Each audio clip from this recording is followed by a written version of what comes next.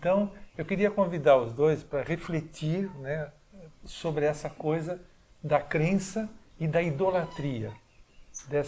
É uma questão muito importante no mundo de hoje, né, na situação que a gente está vivendo, social, né, política, econômica, enfim, essa coisa de idolatrar, de ter gurus, mestres, diante dos quais a gente hipoteca a nossa própria autoridade na vida, né?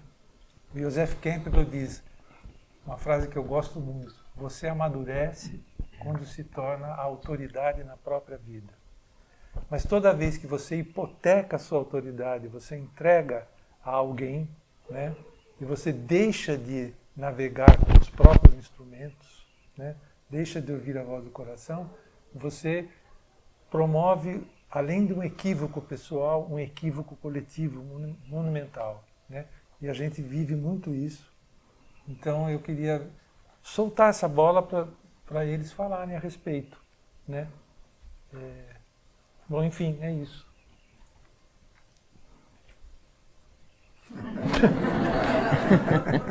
Vocês querem que eu fale? É isso? Quer começar, Sônia? Não, eu gostaria que você começasse, por favor. Agradeço. Então, eu fico tocado com essa questão que o Toné nos levanta espontaneamente, porque de fato a época da crença, essa época acabou.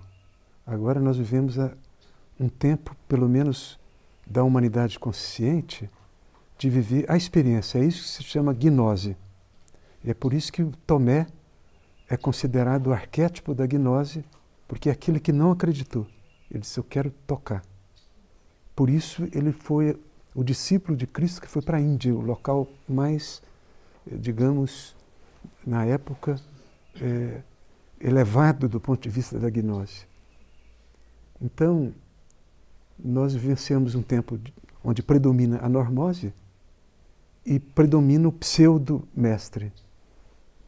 E o pseudo-mestre é aquele que, através da transferência e contra-transferência, cria um tipo de uma dependência, uma codependência. E tem um critério que eu acho muito claro para distinguir um mestre autêntico de um pseudo. O mestre autêntico não necessita de discípulo. Ele entra no local da mestria porque nós temos direito, todos nós, todas nós, de ser discípulos. Discípulos. Mas ele está espreitando quando o mestre interior desperta para que você vá embora no seu voo. Eu gosto muito de um poeta brasileiro que diz, Deus é grátis, o guru cobra ingresso. Claro que é o falso guru, que é o que predomina, porque o verdadeiro guru é o dissipador das trevas. Graf Durkheim, que é o criador da terapia iniciática, dizia, é como uma bomba de gasolina onde você vai se abastecer para seguir o seu caminho, não para ficar dando voltinhas em torno da bomba. Eu tenho muita compaixão de verdadeiros gurus, porque eles são insensados. Eu fico às vezes olhando para o Dalai Lama, ele brincando naquele trono que coloca, ele chega como uma ocasião, ele chegou como uma criança brincando, pulando. Ele não leva isso a sério. Porém, isso é muito perigoso, porque o ego se apropria. E então, como distinguir a idolatria que vem do ídolo, da iconografia, que vem do ícone. O ídolo é aquilo que substitui a sua inteligência, sequestra o seu olhar, a sua escuta, e nos leva aos fundamentalismos, aos fanatismos. E o fanático é aquela pessoa que fala sempre a mesma coisa e nunca muda de assunto, como já disse um filósofo. É uma tristeza. Sempre fala a mesma coisa e nunca muda de assunto. E então, nós vivemos um tempo de idolatrias. Não apenas na questão religiosa, também idolatrias ideológicas, idolatrias econômicas, idolatrias pedagógicas, idolatrias antropológicas, psiquiátricas, médicas, enfim, todo tipo de idolatria. Política, então, meu Deus. Nós perdemos a noção do que é um líder. O líder é aquele que aprendeu a liderar a si mesmo. Como dizia Moisés, é aquele que concilia 3 virtudes: a do pastor, a do administrador e a do senhor de si mesmo.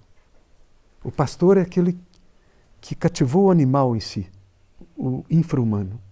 Então não se deixa possuir pelo animal. O administrador é aquele que colocou ordem na sua própria alma. É aquele que reina nos pensamentos, nas emoções, nos relacionamentos. E o senhor de si mesmo é aquele que está no silêncio, que está na vacuidade fértil, que transcendeu o ego. E todos nós estamos condenados a essa planificação. Eu confio que há uma semente de planificação em cada ser humano, mas é preciso trilhas iniciáticas. Agora, o que é o ícone? O ícone é aquilo que alimenta a nossa inteligência e abre o nosso olhar. Então tem toda a questão da iconografia. O livro dos anjos e da Nossa Senhora, hoje eu tirei a minha Nossa Senhora das árvores. Que lindo! Nossa, eu fiquei encantado, eu abri como oráculo. É um livro da Sônia Café, sobre a Maria, dedicada à mãezinha da Sônia, que é Maria. Então, muito lindo isso. E Nossa Senhora das Árvores. Isso, e tem uma imagem, não é uma fotografia. O ícone, as imagens iconográficas são simbólicas, não são fiéis. Se você pega um ícone de Cristo, por exemplo, do século XVI, o Cristo Psicosostes, é o Cristo médico e psicólogo. Tem orações do Cristo médico e psicólogo. Cristo não era só um ser, um sacerdote. Ele era um cientista, ele era um filósofo, ele era um poeta, pense no Sermão da Montanha, e ele era um sacerdote da linhagem de Melquisedeque. E nós perdemos a noção do que é um mestre, como Cristo, como Buda e outros. Mas é importante ter essa noção de que isso aqui é um mestre. É um ser que cativou o animal em si, que administra a sua alma e que reina, é senhor de si mesmo. Por isso que José do Egito era considerado por Filon de Alexandria o símbolo do estadista. Ele era o símbolo, o arquétipo do estadista, porque ele era um pastor. Ele se tornou um administrador quando foi traído, vendido. Vocês devem se lembrar da história. Ele foi preso, como muitos líderes foram presos, e lá na prisão ele escutava os sonhos das pessoas, e uma ocasião o faraó teve e interpretava, ele era um hermeneuta de sonhos. Por isso que ele foi invejado pelos irmãos e vendido para o Egito. Aí um dia o faraó tem um sonho. 7 espigas gordas comem 7 espigas magras. 7 vacas gordas comem 7 vacas magras. Reúne os seus sábios. Ninguém sabia interpretar, porque a hermenêutica é uma arte que às vezes se perde no literalismo. Aí alguém falou, porque tinha sido salvo da prisão, ele falou para o copeiro, o cozinheiro, não sei qual, você vai ser libertado. Lembre-se de mim. quando você for livre. Você se prepare, você vai ser condenado. E assim foi. E esse cara que foi libertado, que esqueceu, diante dessa situação do faraó, disse, eu conheço uma pessoa lá na prisão do eunuco, que é muito bom. Ele se chama José. E quando ele interpreta, vai ter 7 anos de abundância, 7 anos de carestia, você precisa ter um bom administrador. Ele diz, é você. Naquela época o faraó era muito inteligente. Só para dizer o que é um líder. Inclusive um líder político. Nós perdemos essa noção. E por isso, na normose, nós entramos em tragédias, como o que está acontecendo no mundo nesse momento. Então é muito importante distinguir o ícone do ídolo e ter uma liberdade de visão e de escuta. E eu vou confessar que eu tive uma guru na minha vida, uma só. Não vou falar o nome dela, por respeito, porque é uma pessoa que, quando era criança, ela residia com Mahatma Gandhi e era a instrutora espiritual do Gandhi, a Senhora da Kundalini. Nós a recebemos na Unipaz logo no início. Ela me reconheceu e, em função de uma sincronicidade, me passou todo o yoga dela. E durante 5 anos eu me devotei a essa guru, conhecida mundialmente. Aí um dia ela me chama, e naquela época era muito difícil ela chamar alguém. Era muito raro ela chamar. Ela me chama e me diz, deixa esse seu amigo porque ele está doente. Naquele momento ela deixou de ser minha guru. Naquele momento. Eu sabia só uma coisa. Foi um choque. Eu estava num puja, depois de 5 anos de uma dedicação. Eu sabia que eu não abandonaria meu amigo. E se ele estivesse doente, mais uma razão para não abandoná-lo. Eu não sabia o que aconteceria na minha relação com essa mestra. Eu fui nessa ocasião para a Austrália, fiquei lá 2 meses, e os mantras eram muito poderosos, e aí eu pude observar, porque eu disse, não, atravessei o Ganges, não me interessa mais. Porque você quer ser um soldado de um guru que diz, faça isso? E você obedece? Ora, um guru jamais pode ser... Veja, eu respeito essa pessoa, eu não tiro a mestria dela, mas houve um momento em que ela excedeu e que ela fez uma coisa que ela jamais poderia fazer. E os mantras foram morrendo. Eu escutava como bebês, assim, querendo que eu chamasse atenção, porque eram mantras poderosos e me beneficiaram muito, mas morreram. Então é isso que eu posso lhe dizer com relação a essa questão que é tão importante. Assim como um terapeuta jamais pode dizer faça isso. Jamais. Nesse momento ele deixa de ser terapeuta. Ele passa a ser outra coisa. Um dificultador. Um ídolo. Talvez uma pessoa que está querendo ser idolatrada, alguma coisa assim. Isso tem algo a dizer?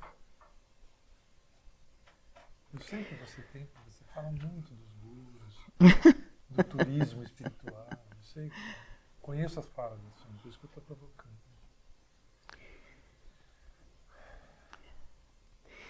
Assim, a gente está contando histórias, né? E nesse campo, ou seja, no campo, eu diria assim, devocional, né? Porque eu acho que quando a gente está assim numa instância na qual isso se apresenta, né? A necessidade, vamos dizer assim, da gente ter um relacionamento com, digamos assim, com isso que a gente esteja chamando de um guru, né? Assim, a história que eu posso contar é assim, é sentir essa, vamos dizer assim, sentir esse movimento devocional dentro de você, né? Sentir esse movimento dentro de si e em busca, vamos dizer assim, em busca disso, né? E assim, para mim, isso emerge, esse movimento devocional, essa necessidade de encontrar, né, talvez fora ou num outro, num alter, né, encontrar o apoio, encontrar a resposta, ou quem sabe até depositar aquele sentimento devocional que precisa encontrar uma direção, que precisa ir numa determinada direção, né? E eu acho que isso é uma coisa que está muito motivada no nosso campo mais emocional do que intelectual, né? Eu acho que é a inteligência da emoção que provoca isso, né? E todo mundo, numa certa medida, passa por isso, né? Eu diria assim, o meu primeiro surto devocional foi exatamente no começo da adolescência, né? Quando eu idolatrei os Beatles, por exemplo, né? Então, eu fui uma bitomaníaca, né, que não admitia fundamentalista, ou seja, né, depois eu abri para os Rolling Stones, depois eu abri para o Led Zeppelin, entendeu? E me apaixonei pelo Robert Plant, cantando What a Lot of Love. Entendeu? Foi mudando, mas teve um momento em que eu estava fundamentalista seguindo os Beatles, né? Então isso foi, evidentemente, até o final da adolescência, né? E o começo ou seja, o final da adolescência mesmo, 19 anos, chegar nos 19, nos 20, entrar para a faculdade, essas coisas, né? E teve um grande ato onde esse devocionalismo não apareceu, porque, né, a necessidade de fazer experiências concretas, de pôr a mão na massa, era muito intensa, e aquela paixão, né, juvenil, aquela necessidade devocional dos 13, 14 anos, 15 anos desapareceu, né? E eu fui ao encontro da Noite Escura da Alma, por volta dos 27, 28 anos. Inclusive, ciclicamente, se a gente fosse estudar a história de todo ser humano, a gente vai ver que todo mundo na fase dos 27, 28 anos. 26, 27, 28, 29, é por aí, assim, varia um pouco, né? Todo mundo vai encontrar um evento muito interessante acontecendo aí, e às vezes esse evento pode ser a Noite Escura da Alma, né? E foi um momento, assim, realmente de Noite Escura da Alma, né? De você estar absolutamente sozinho, abandonado na sua integridade, na sua inteireza, por conta de várias experiências que foram feitas, ou seja, coisas acontecem para te jogar ali, né? Coisas você faz para ir parar ali, né? E nesse momento, então, ou seja, era a treva, e eu encontrei, então, o único que eu considero também, o único que eu considero o guru, que foi Paramahansa Yogananda, ao ler o livro dele, Autobiografia de um Yogi, que também é algo icônico já, né? Ou seja, eu poderia citar várias gerações que leram Paramahansa Yogananda, né, e que viram Paramahansa Yogananda como o dissipador das trevas, porque ele diz logo na abertura do livro, né, o significado da palavra guru, que é o dissipador das trevas. Então, naquele momento de treva, toda a minha energia devocional, querer me devotar para alguma coisa, querer me entregar a alguma coisa, querer respostas, foi na direção, vamos dizer assim, do Paramahansa Yogananda. Então, devocionalmente, eu me colocava diante, não só dele, mas da linhagem de mestres, quem conhece, né, quem já leu e quem está inteirado, né, do que envolve, né, o Self-Realization Fellowship, que é a organização que ele deixou depois que morreu, né, e o livro que ele deixou escrito. Ou seja, quem tem noção disso sabe que ele apresenta sempre uma linhagem de gurus, e está ali o Cristo, está ali Krishna, enfim. E eu fui devota, assim, os meus primeiros movimentos de meditação era diante daquela linhagem de gurus. Então eu comecei a meditar, né, com Paramahansa Yogananda. E ele foi o guru, ou seja, ele foi... Se eu precisei num determinado momento de um guru, se eu precisei viver a experiência devocional, de me devotar assim, dessa forma, né, nesse tipo de relacionamento, de projeção, de expectativa, aconteceu aí nesse momento, e Paramahansa Yogananda cumpriu, né, com essa necessidade, ou seja, ele respondeu, né, a minha necessidade de ter um guru, de viver a experiência, de passar por esse sentimento, ou essa necessidade, de ter alguém que represente isso, que o guru representa, com todos os significados que o Crema Roberto trouxe, na fala dele, ou seja, todo esse conteúdo que ele esclareceu e trouxe, ou seja, estava ali naquele momento presente, e o Paramahansa Yogananda foi quem veio e disse assim, ok, eu fico aqui, enquanto você precisar, vai ser isso, E pouco tempo depois veio Nazaré, veio a experiência de Nazaré, porque a partir daquele momento, vamos dizer assim, essa necessidade de, vamos dizer assim, entrar nessa dimensão espiritual, onde tem um guru, onde tem instruções, onde você vai seguir um processo de Kriya Yoga, onde você vai fazer uma determinada yoga, onde você entra, vamos dizer assim, no âmbito onde os gurus atuam, porque a gente pode usar a palavra guru, assim, como um eufemismo, em outras situações, mas quando a gente vê guru no sentido mesmo de guru, a gente vai entrar nessa dimensão, nesse espaço onde a ideia de guru existe, onde ela está realmente instalada, Então, naquele momento, isso era muito forte, Eu queria viver uma vida espiritual, eu queria me voltar para a espiritualidade, ou seja, a minha devoção inteira estava voltada para isso, E quando eu vim, ou seja, do guru, que num determinado momento fechou o ciclo, até vir para Nazaré, Isso era o final dos anos 70 e o começo dos 80, nessa fase. E vir para Nazaré, já em Nazaré eu encontro, o Trigueirinho, que já na sua fala, no seu discurso, ele está falando de uma nova era, uma era de Aquário, ou seja, o que a gente vive aqui já é uma experiência na qual não há guru, ou seja, não se cogita de ter um orientador, um mestre, ou até mesmo um ensinamento único, Então, Nazaré abre mão de, vamos dizer assim, de ter uma filosofia, ou um ensinamento básico, ou seguir um determinado yoga, ou seguir uma metodologia meditativa, ou ter, vamos dizer assim, uma crença filosófica, ou seja, Nazaré abre um leque de possibilidades, Inclusive, eu já mencionei isso ontem para vocês, das várias literaturas, que circulavam nas nossas aprendizagens, E com isso eu encontrei uma ressonância muito grande, porque para mim aquela necessidade real, aquela necessidade verdadeira de me devotar, de ter um relacionamento devocional em relação a um outro indivíduo, nessa relação discípulo-guru, isso foi, naturalmente se dissolvendo, foi se desmanchando, E eu diria assim, que hoje eu vejo essa realidade, por exemplo, digamos, da idolatria, eu vejo, primeiro, ou é uma necessidade que o indivíduo tem e que pode ser autêntica, que um guru pode aparecer e ser muito frutífera essa relação,